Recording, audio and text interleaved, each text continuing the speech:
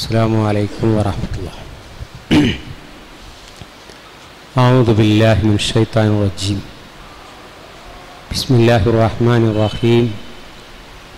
وإذا مرضت فهو يشفين والذي يميتني ثم يحيين.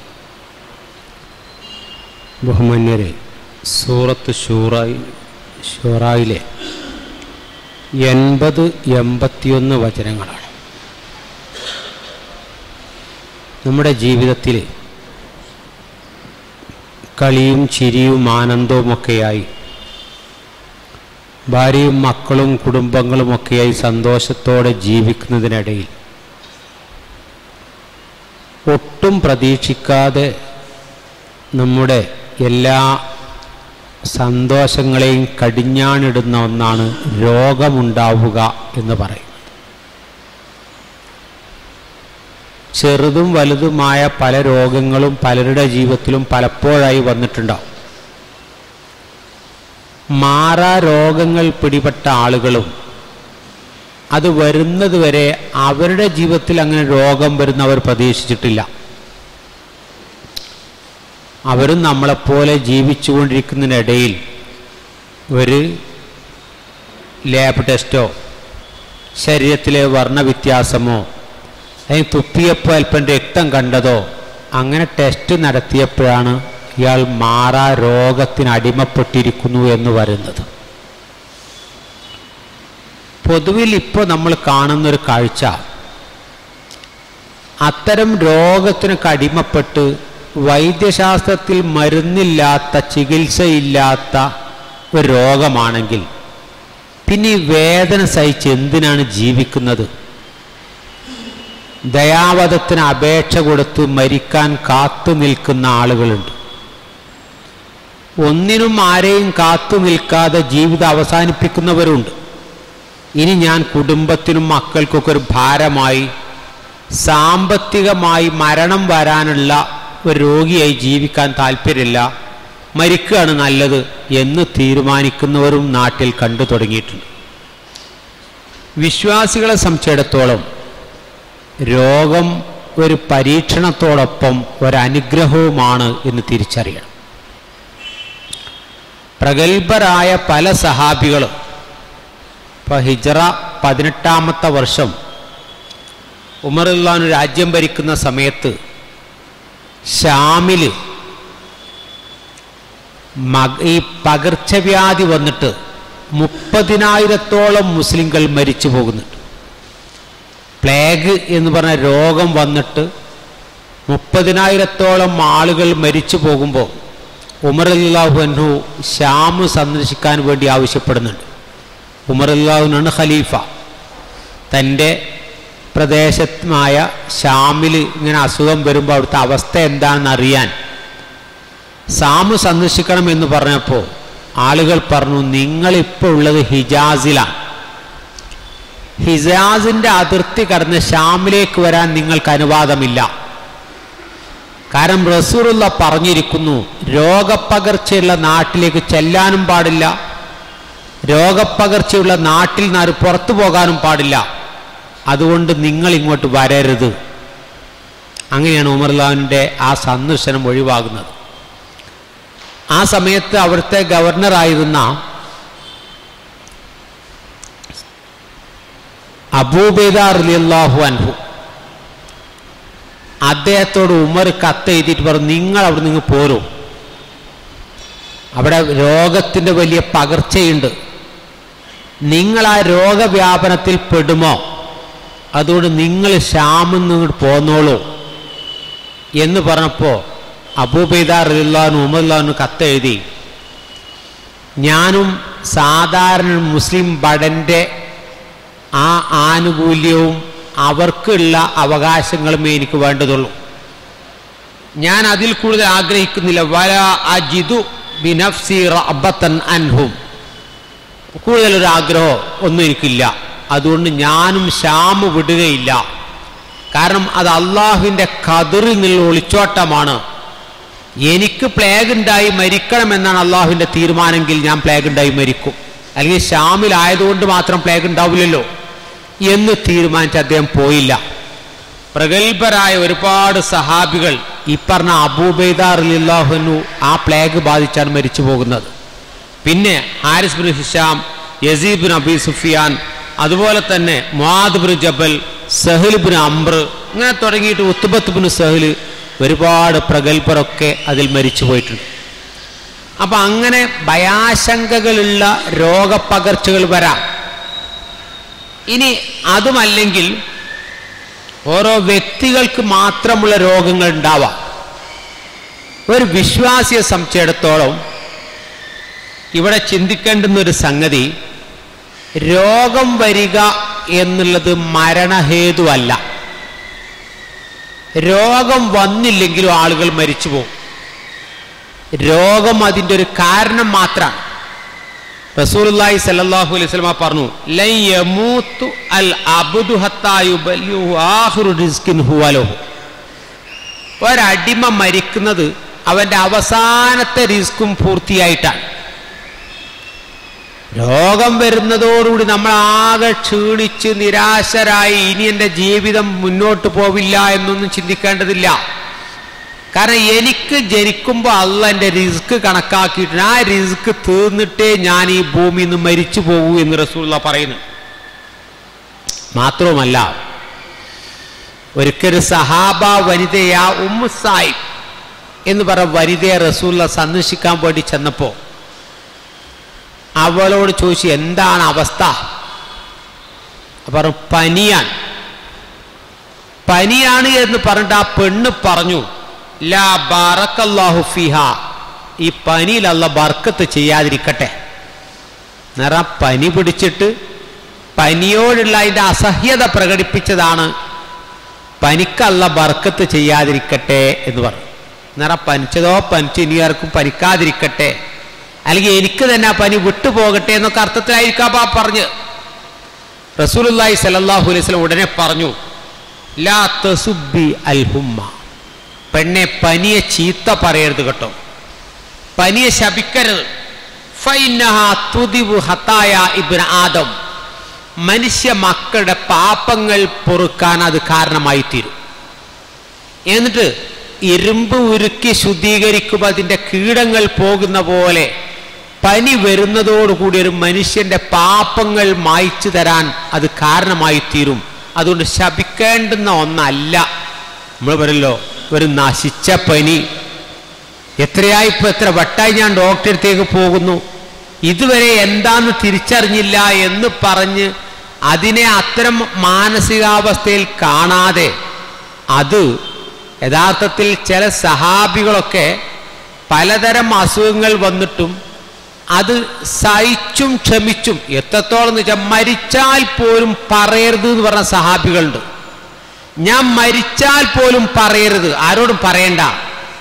അപ്പൊ അങ്ങനെ പറയുന്നതിന്റെ കാരണം എന്താ? നിങ്ങൾ ആരും മയ്യത്ത് സ്കരിക്കണ്ട എന്നുള്ള നിലക്കല്ല, മരിച്ചാൽ പറയണ്ട എന്ന് പറയുന്നത് ജാഹിലിയ കാലത്ത് മരിച്ചാൽ വലിയ ഒട്ടപ്പുറത്ത് വിളംബരം ചെയ്യലേനി. ഒട്ടപ്പുറത്ത് വിളിച്ചു കൂവി ഇന്ന വ്യക്തി മരിച്ചിരിക്കുന്നു ഒക്കെ പറയാൻ ഗുണഗണങ്ങളൊക്കെ പറഞ്ഞിങ്ങനെ വലിയ ബഹളമായാണ്. റസൂലുള്ളാഹി പറഞ്ഞു, അങ്ങനെ മരണം അറിയിപ്പ് വേണ്ട. എന്നാൽ മരണം അറിയിക്കണം എന്ന് റസൂലുള്ളാഹി പറഞ്ഞിട്ടുണ്ട്. അറിയിക്കാത്തത് നബി ചോദിച്ചിട്ടുണ്ട്, എന്തുകൊണ്ട് നിങ്ങൾ എന്നെ അറിയിച്ചില്ല എന്നും ചോദിച്ചിട്ടുണ്ട്. നജ്ജാശി രാജാവ് മരിച്ചത് അള്ളാഹ് തന്നെ റസൂലിനെ അറിയിച്ചിട്ടുണ്ട്. അപ്പൊ അവിടെ പറഞ്ഞ അർത്ഥം എന്താന്നാ, അങ്ങനെ എൻ്റെ മരണം അറിയിച്ചിട്ട് അതൊരു ജാഹിലിയ കാലത്ത് അറിയിപ്പായി പോകുമോ എന്ന് സ്വയം ഭയപ്പെടുകയാണ്. അതുപോലെ ഈ രോഗം പറഞ്ഞിട്ട് എനിക്കത് ക്ഷമിക്കുന്ന കൂലി ഇല്ലാതാകുമോ എന്ന് ഭയപ്പെട്ടിട്ടാണ് രോഗം ആരെയും അറിയിക്കണ്ട എന്നുവരെ സഹാബികൾ തീരുമാനിച്ചതിൻ്റെ അവസ്ഥ. മാത്രമല്ല, ഒരു സ്ത്രീ വന്നിട്ട് നബിയോട് പറഞ്ഞു, ഇന്നി ഉസ്റ, നബിയെ ഞാൻ ഈ അപസ്മാരം ഇളകി വീഴുന്നൊരു പെണ്ണാണ്, അപസ്മാരം വന്ന് വീണാണ് തട്ടിപ്പടേ, അങ്ങനെ വരുന്ന രോഗത്തിൽ നിന്ന് മോചിതയാവാൻ നിങ്ങളൊന്ന് പ്രാർത്ഥിക്കണം എന്ന് റസൂലുള്ളാഹി പറഞ്ഞു. ഇൻ ശിഅ്തി സബർതി ഫലക്കിൽ ജന്ന, പെണ്ണെ നീ ക്ഷമിച്ചാൽ ഈ ഒരൊറ്റ രോഗ കാരണം നിന്നെ സ്വർഗാവസ്ഥയിലെത്തിക്കും, സ്വർഗ അവകാശിയാക്കി മാറ്റും. വലക്കിൽ ജന്ന. ഇനി അങ്ങനെ ഈ രോഗം ദുന്യാവ് ഇങ്ങനെ ഇടയ്ക്കിടയ്ക്ക് അപസ്മാരം നൽകി വീണ്ടും ഇപ്പോൾ സ്വർഗം കിട്ടുമൊന്നും വേണ്ട, രോഗം സുഖാവട്ടെ, ബാക്കി അമൽ സാലിയാത്തിലൂടെ സ്വർഗം വാങ്ങാന്നുണ്ടോ? അങ്ങനെ സഹിക്കാൻ തയ്യാറില്ല എത്ത അവസ്ഥയുണ്ടോ? എങ്കിൽ ഞാൻ അള്ളാഹിനോട് പ്രാർത്ഥിച്ച് രോഗം മാറ്റിത്തരും ചെയ്യാം. ഏതാ വേണ്ടത്? റസൂലുള്ളാഹിയുടെ ആ പെണ്ണ് പറഞ്ഞു, എങ്കിൽ ഞാൻ സഹിക്കാം. കാരണം നമ്മളൊക്കെ ജീവിതത്തിൽ ഈ പണിയൊക്കെ എടുക്കുന്നത് സ്വർഗം കിട്ടാൻ വേണ്ടിയാണ്. അത് റസൂലുള്ള ഓഫർ കൊടുക്കാൻ. എന്നാൽ അപസ്മാര രോഗമുള്ളവരൊക്കെ സ്വർഗത്തിലാവുന്നല്ല ഇതിനർത്ഥം. അപസ്മാര രോഗം വന്നു കഴിഞ്ഞാൽ സ്വർഗം കിട്ടിയെന്ന് രേഖ ഇത് റസൂലുള്ള കൊടുക്കുന്ന ഒരു ഓഫറാണ്. അല്ലാതെ അപസ്മാര രോഗികളൊക്കെ ആ കാരണം കൊണ്ട് സ്വർഗത്ത് പോകുന്നു ഇതുമെന്ന് വ്യാഖ്യാനിക്കാനൊന്നും വകുപ്പില്ല. എന്നിട്ട് മാത്രമല്ല, കാരണം വകുപ്പില്ല എന്ന് പറയാൻ കാരണം കാര്യങ്ങൾ, റസൂലുള്ളാഹിയുടെ അടുത്തൊരു അഅറാബി വന്നു. അഅറാബി വന്നിട്ട് റസൂലുള്ള അഅറാബിയോട് ചോദിച്ചു, അല്ല നിങ്ങൾക്ക് പനി ബാധിച്ചിട്ടുണ്ടോ ജീവിതത്തിൽ എന്തെങ്കിലും ചോദിച്ചു. അപ്പൊ അയാൾ ചോദിച്ചു, എന്താ ഈ പനി എന്ന് പറഞ്ഞാൽ? അപ്പൊ റസൂലുള്ളാഹി സ്വല്ലല്ലാഹു അലൈഹി വസല്ലം പറഞ്ഞു, അത് ഹർറുൻ യകൂനു ബൈനൽ ജിൽദത്തി വല്ലഹം, ഇറച്ചിയുടെയും തൊലിന്റെയും ഇടയിലുള്ള ശരീരത്തിന്റെ ഒരു ചൂടാണ്. നമ്മൾ തെർമോമീറ്റർ അങ്ങനെ വെച്ച് നോക്കുകയാണ് ചൂടളക്കാൻ. ശരീരത്തിന്റെ ഒരു ചൂടാണ് പനി എന്ന് പറയുന്നത്. അത് നിങ്ങൾക്ക് വന്നിട്ടുണ്ടോ ചോദിച്ചു. എൻ്റെ ജീവിതത്തിലേ പനിച്ചിട്ടില്ല എന്നാണ്. അപ്പൊ റസൂലുള്ള ചോദിച്ചു, വമസുദ, നിങ്ങൾക്ക് തലവേദന ഉണ്ടായിട്ടുണ്ടോ എന്തെങ്കിലും? ഒരു കട്ടൻ ചായ കിട്ടേണ്ട സമയത്ത് ചായ കിട്ടാൻ ഞാൻ തലവേദന ഉണ്ടാകുന്ന കാലമാണ് നമ്മളൊക്കെ. ഒരു യാത്ര കഴിഞ്ഞാൽ ഇന്ന് ആ യാത്ര ചെയ്തിട്ട് ചോറ് ശരിയായില്ല, ഒരു തലവേദന. മനുഷ്യന്മാർ പറയുന്ന നിങ്ങൾക്ക് തലവേദന ഉണ്ടായിട്ടുണ്ടോ ചോദിച്ചപ്പോൾ ഇയാൾ ചോദിച്ചു, വമസുദ, എന്താ ഈ തലവേദനയോട് നിങ്ങൾ ലക്ഷ്യം വെക്കുന്നത്? അപ്പൊ റസൂലുള്ളാഹി പറഞ്ഞു, ഉറൂഖുൻ തളിരിബു അലൽ ഇൻസാനി ഫീ റഅസിഹി, തലയിൽ നരമ്പ് ഇങ്ങനെ അടിക്കുന്ന വേദന, കുത്തിപ്പറിക്കണ വേദന തലക്ക്. അതും എനിക്കുണ്ടായിട്ടില്ല. ജീവിതത്തിൽ ഇതുവരെ തലവേദന ഉണ്ടായിട്ടില്ല, പനി ഉണ്ടായിട്ടില്ല. ആ മനുഷ്യൻ മടങ്ങിപ്പോകുമ്പോൾ റസൂലുള്ളാഹി പറഞ്ഞു, മൻ അഹബ്ബ അൻ യൻദുറ ഇലാ റജുലിൻ മിൻ അഹ്ലിൻ നാർ, നരകത്ത് പോകുന്ന ഒരു മനുഷ്യനെ ആർക്കെങ്കിലും കാണെങ്കിൽ അയാളെ കണ്ടോളിന്നാണ്. എന്നാൽ ആ മനുഷ്യൻ നരകത്തിലേക്കാണ് പോകുന്നത് എന്ന് പറഞ്ഞാൽ എന്താ? പനി വരാത്ത മനുഷ്യന്മാരൊക്കെ നരകത്ത് പോകുന്നാണോ? തലവേദനയില്ലാത്ത മനുഷ്യന്മാരൊക്കെ നരകാവകാശികളാണ് എന്നാണോ? ഇനി മറിച്ച് പനി വന്നവരൊക്കെ സ്വർഗത്തിൽ പോകുമെന്നാണോ? രണ്ടുമല്ല. അതിനർത്ഥം എന്തെന്നാ? ജീവിതത്തിൽ പനിയും തലവേദനയൊക്കെ വരുമ്പോ അതൊക്കെ സഹിച്ച് പടച്ച റബ്ബെന്നെ പരീക്ഷിക്കുകയാണ് എന്ന് ചിന്തിക്കുമ്പോൾ നമ്മുടെ പാപങ്ങളെ കഴുകി തുടക്കാൻ അത് കാരണമായി തീരുമെന്ന് പഠിപ്പിക്കാനാണ്. ചിലതൊന്നും ആ ലഫ്ളിലല്ല എടുക്കേണ്ടത്. ഒരാൾക്ക് നിങ്ങൾ നോക്കൂ, ഒരു തലവേദന വന്നാ സ്വർഗത്തിലായി, പനി വന്നു കഴിഞ്ഞാൽ സ്വർഗത്തിലായി എന്ന അളവുകോല് വെച്ച് മാപ്പിരി നോക്കാനല്ല സൂചിപ്പിക്കുന്നത്. അത്ര നിസാരമായ സംഗതികൾ പോലും പ്രതിഫലാർഹമാണ് എന്ന് പഠിപ്പിക്കുക റസൂലുള്ളാഹി സ്വല്ലല്ലാഹു അലൈഹി വസല്ലം. കാരണം എന്താ അറിയോ? നമ്മുടെ ഈമാനിനെ മാറ്റിവെച്ച് നല്ല രൂപത്തിൽ വിശ്വാസിയായി പരിണമിക്കുമ്പോഴേ പരലോകത്ത് വിജയിയാവും.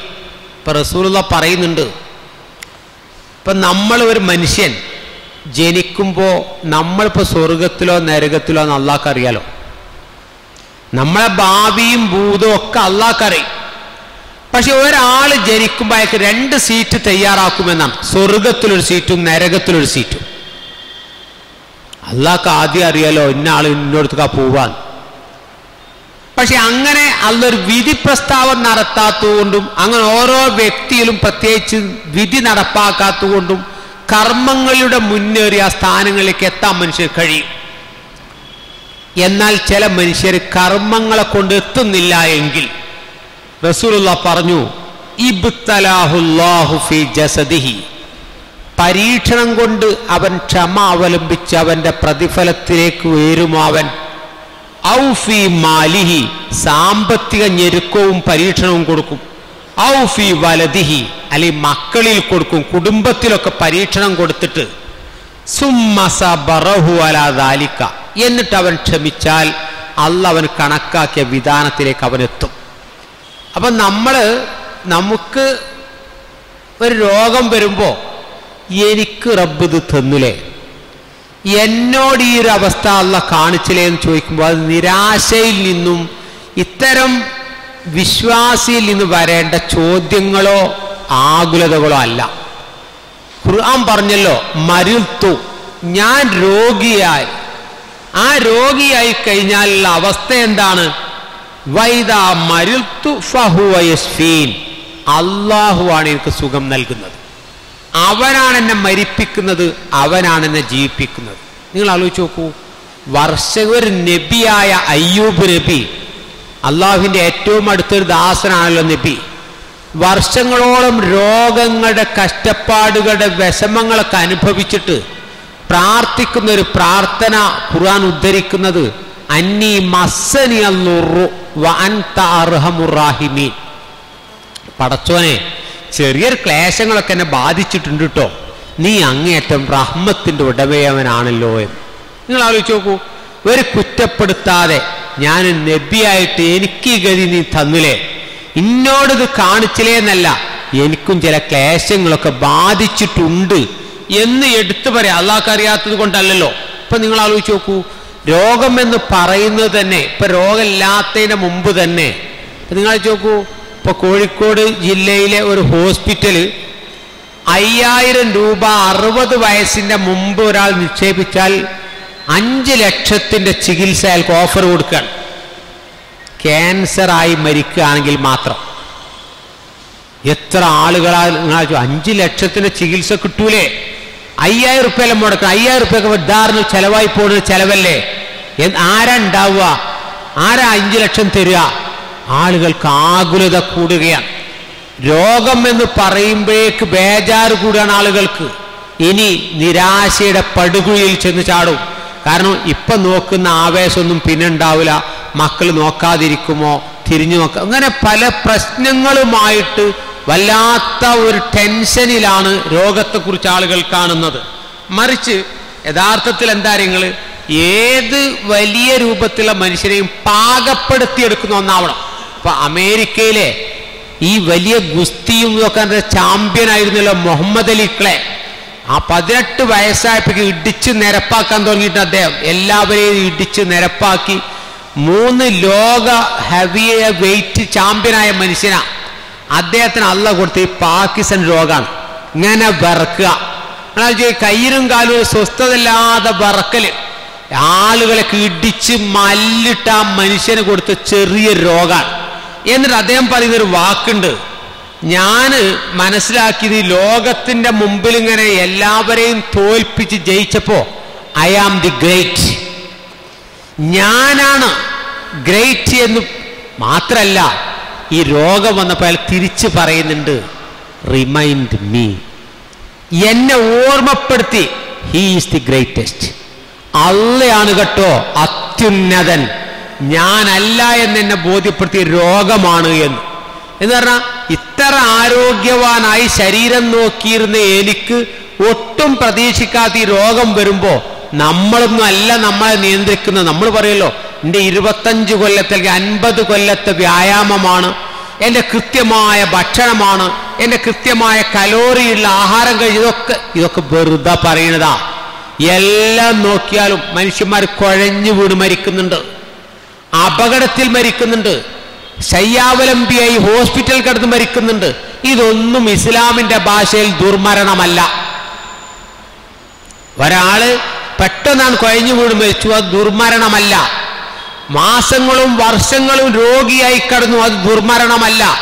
ദുർമരണം എന്ന് പറയുന്നത് മരിക്കുമ്പോൾ ഈ ഈമാനിന്റെ മാധുര്യം നുകരാതെ മരിച്ചു പോകുന്നുണ്ടോ, അവരാണ് ദുർമരണം എന്ന് പറയുന്നത്. നമ്മൾ ആ ഷഹാദത്ത് കലിമയ്ക്ക് വേണ്ടി ജീവിതം സമർപ്പിച്ച് എപ്പോൾ എങ്ങനെ മരിച്ചാലും നമ്മുടെ മരണമൊക്കെ നല്ല മരണം തന്നെയാണ്. അപ്പൊ അവിടെ വിശ്വാസികളെ സംബന്ധിച്ചിടത്തോളം ചിന്തിക്കേണ്ടുന്ന ഒരു സംഗതി, യഥാർത്ഥത്തിൽ വബലൗനാഹും, നാം അവരെ പരീക്ഷിക്കും, ബിൽ ഹസനാത്തി വസയ്യ, നന്മകളെ കൊണ്ടും തിന്മകളെ കൊണ്ടും പരീക്ഷിക്കും, ലഅല്ലഹും യർജിഊൻ, അങ്ങനെ അള്ളാഹുലേക്ക് മടങ്ങുന്ന ഒരു മനസ്സിന്റെ ഉടമകളായി അള്ളാഹുലേക്ക് തിരിച്ചു നടക്കാൻ ജീവിതത്തെ പാകപ്പെടുത്തിയെടുക്കുക. അള്ളാഹു കബൂൽ ചെയ്യുമാറാകട്ടെ. റബ്ബന ആതിനാ ഫിദ്ദുനിയ ഹസന വഫിൽ ആഖിറതി ഹസനതൻ വഖിനാ അദാബന്നാർ.